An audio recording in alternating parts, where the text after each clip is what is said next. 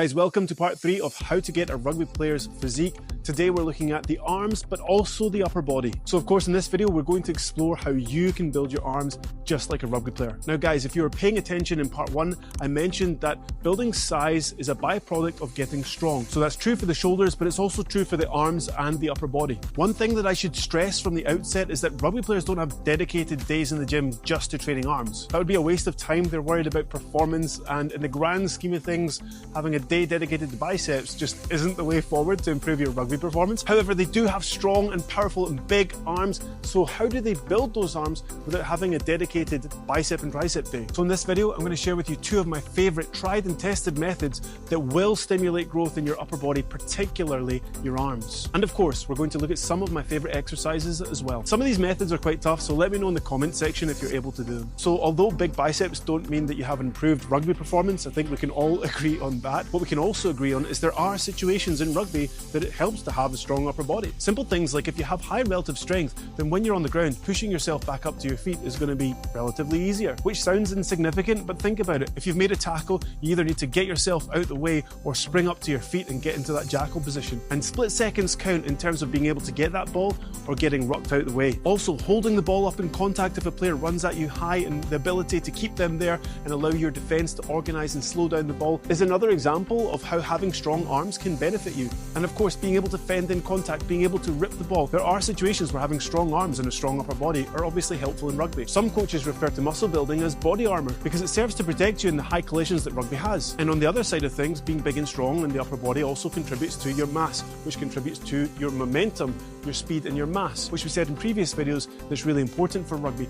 Ultimately, you're trying to run at gaps and expose gaps, but there's definitely going to be contact at some point in a rugby pitch, and so momentum is important. So to get an upper body and strong arms like a rugby player, make sure you nail the basics. Here at BLF Rugby Club, we have the classic bench press and variations of the bench press. The aim is to get as strong as you can, get up to a 1.5 bodyweight bench press, and you're doing well. Look at these international rugby players that are benching 180 for 2 pretty easily. They're in season, their focus is rugby, they're just maintaining strength, and they're able to knock out about 1.5 times bodyweight. So it just shows you need to focus on the basics first and foremost, and your program should really rotate around 6 to 8 key exercises. For a horizontal pull, we have lots of options. We cycle between bench row, dumbbell rows, and pendlay rows, where you have to rip the barbell from the ground, keeping your back nice and straight. And of course, vertically, we've talked about the push press in part 1 of this series, but in terms of pulling vertically, we get very strong on the chin-ups. Guys, if you're nailing those things,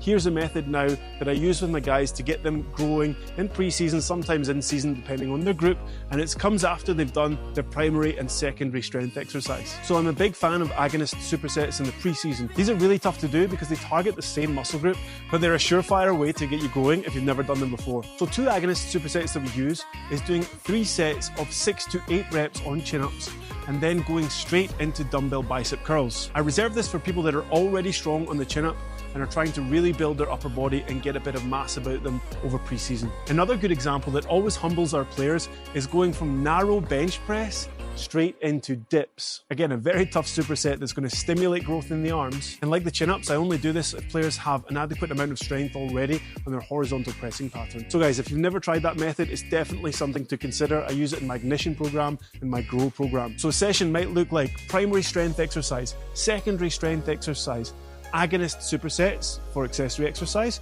and then 1 more accessory exercise to finish. Then you're done. Walk out the gym, get your protein shake, start your recovery, because that's where the growth is going to happen once you've blasted this session. So guys, the biceps also respond really well to isometric contractions. Think about it guys, it's the most natural thing in the world to be carrying things and holding things at 90-degree elbow flexion. And so the biceps respond well to that type of contraction and training, but also if it's a novel stimulus and you haven't done it before, then that's going to be something that's going to create growth as well. So here's another method we use at the end of the session where the guys have to do 5 bicep curls. All right, then they have to hold a 90-degree contraction and walk 10 meters and then do another 5 bicep curls. It sounds so simple, but it's actually pretty hard. Now, you don't have to walk 10 meters. The reason that I make the guys walk is because I have 15 players in the gym. And to make sure they're doing it properly and not just holding for 5 seconds, having them walk is easy because I can gauge how fast they're going. I can look at the angle, and there might be 4 or 5 players, doing this, and then other players are finishing the session. So it just makes it really easy for me to kind of see and control control and make sure everyone's doing what they should be doing. And again, this isn't for everyone, this is for people that have a hypertrophy focus, but it's certainly a tough one and the guys enjoy doing it. So guys, to finish, an Antagonist superset that we use a lot is performing Zopman curls into rope tricep pull downs. Typically here we'll be doing 4 sets of around 8 to 12 reps. As ever, when you're doing the accessory exercises, you can do the concentric reasonably quickly, but when you make that twist in the Zopman curls, make sure you're taking 3 seconds, 4 seconds to do the eccentric. Same on the tricep extension, you can go down reasonably quickly, but get that contraction and then take that 3 or 4 eccentric to really isolate the muscles and feel them working. Guys, of course this isn't an extensive list, but these methods and exercises are tried and tested and they work. So I hope you enjoy implementing them into your program. Guys, if you're interested in strength and power for rugby, then you'll want to check out my top 10 strength exercises video and my top 10 power exercises video. Guys, if you check it out, I will see you there. Thank you so much for watching. Cheers. Ciao.